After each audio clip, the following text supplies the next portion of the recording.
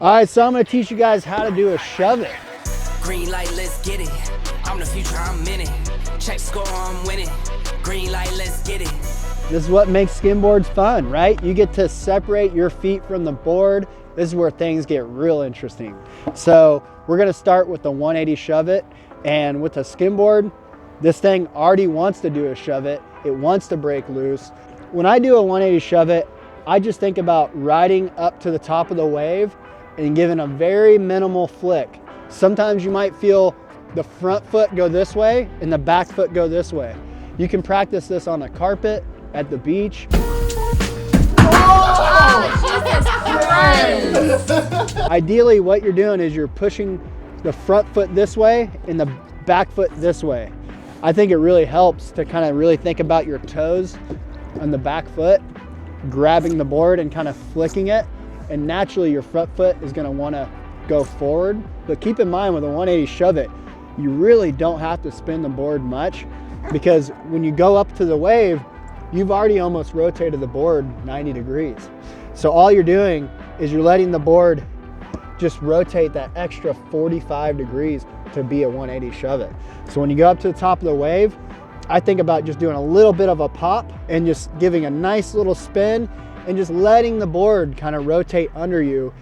And one thing to always focus on is keeping your stance in starting position. So when I go up the board, I rotate, but then I'm already locked into my landing position. I'm not moving my body this way or that way.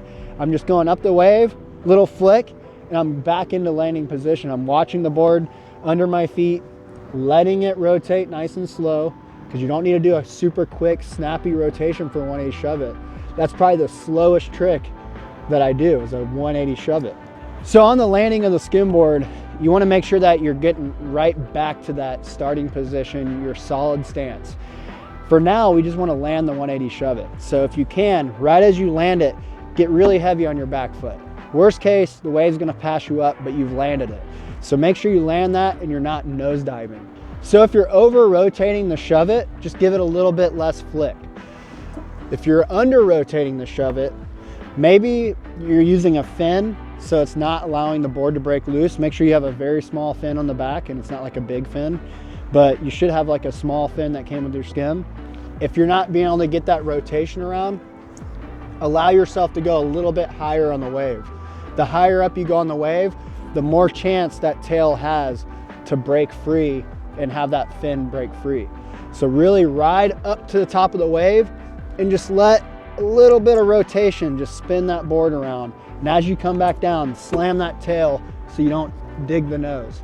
Make sure you give some time for your body to separate from the board too. Don't get too anxious trying to catch the board right away. Give yourself time to watch the board rotate under your feet. It's a really slow trick. It should be kind of slow-mo in the process.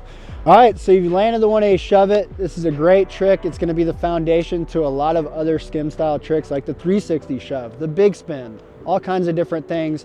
It's getting that initial separation from you and the board, and you'll be on your way to doing all kinds of much more advanced maneuvers on the skimboard.